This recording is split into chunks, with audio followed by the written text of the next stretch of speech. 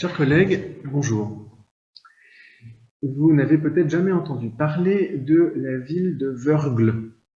C'est une bourgade autrichienne qui, pendant la période de la Grande Dépression, plus précisément de juillet 1932 à novembre 1933, a introduit une monnaie locale qui a connu un succès foudroyant. Elle a permis de résorber un taux de chômage qui avait augmenté en très peu de temps de 30%. Malheureusement, la Banque centrale autrichienne a décidé que cela empiétait sur ses compétences et a mis fin à l'expérience. Dès la fin de cette expérience, le chômage est redevenu galopant, les dettes se sont accumulées et l'inflation a également été terrible. Certains disent même que cette décision de mettre fin à cette expérience de monnaie locale a indirectement contribué à l'annexion de l'Autriche par Hitler. Rien moins. C'est évidemment un raccourci, un fameux raccourci, mais je trouve que c'est un... Voilà, ça frappe l'imagination. Ça, c'était une des entrées dans mon sujet. L'autre, c'est quelque chose qui m'est arrivé récemment. Je ne connaissais pas l'expression anglaise de do-gooder. Un do-gooder que l'on peut traduire comme un militant des bonnes causes, un bon samaritain, toutes sortes de choses, enfin, c'est riche. Et je tombe dans le journal La Croix, excellent journal au demeurant, on est d'une positivité inébranlable dans un monde sombre, sur le parfait portrait d'une do-goodeuse, si vous me permettez l'expression. Il s'agit de Valérie.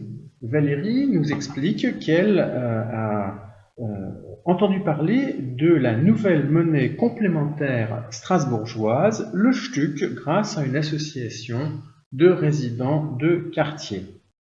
Et puis, puisqu'on imagine que Valérie a un profil bien particulier, elle est allée voir Demain, ce film qui rencontre tellement de succès, en promettant un avenir écologique à la planète, et ce film l'a apparemment indirectement convaincu d'acheter ses premiers Stuck. Alors c'est facile parce qu'en fait il y a une parité parfaite, un Stuck égale 1 euro. Et ensuite, je cite le journal, son premier usage, nous dit Valérie, sera d'acheter des livres chez sa libraire de quartier, parce qu'elle ne souhaite plus fréquenter les enseignes de grande distribution culturelle qu'elle qualifie de grand machin. Elle dit également être sensible au côté ludique et rigolo du Stuck, qui est une monnaie sympathique et joyeuse. Ça, c'était pour le côté rayon de soleil. Alors, venons-en maintenant au contenu. En fait, n'importe quelle association citoyenne peut lancer une monnaie. Et d'ailleurs, le fait que ces monnaies soient regroupées sous le terme de MLC est une indication qu'il ne s'agit aucunement de concurrencer les banques centrales. Donc MLC pour monnaie locale complémentaire. En réalité, le complémentaire n'ajoute pas grand-chose au concept, mais il permet de signaler que cela se fait dans un cadre légal. C'est bien une association qui, à Strasbourg, a décidé de lancer cette monnaie, en l'occurrence le mouvement Colibri, les membres alsaciens du mouvement Colibri, qui est un mouvement fondé en 2007 par Pierre Rabhi, dont vous avez peut-être entendu parler. L'association qui est à l'origine du Stuck a été fondée en juillet 2014 et tout a commencé par une campagne, tout a commencé par une réflexion sur la possibilité d'une monnaie locale parce que cela incite à développer une économie de proximité, une économie durable et ensuite, quand il a fallu passer à l'acte, et lever des fonds, on a organisé une campagne de financement participatif sur KissKissBankBank, une plateforme que vous connaissez certainement. Cette campagne a permis de récolter 11 000 € qui ont été consacrés à la création graphique des billets et à l'impression. Ce qui est intéressant et qui rend le projet assez crédible, c'est que le Crédit municipal est partenaire du projet. Et puis il y a eu donc le lancement festif le 3 octobre 2015 du STUC à Strasbourg.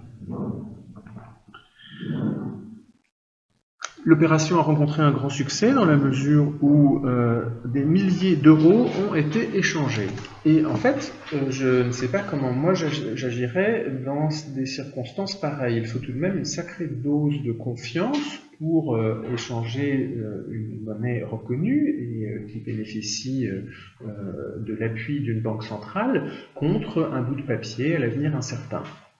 Ça peut marcher, mais ça peut aussi être de l'argent jeté par les fenêtres. Où en est-on aujourd'hui? Eh bien, après seulement un trimestre d'existence, le système compte 743 usagers, 85 professionnels engagés et 14 partenaires institutionnels. La masse monétaire en circulation est de 26 000 Stück. En alsacien avec un S.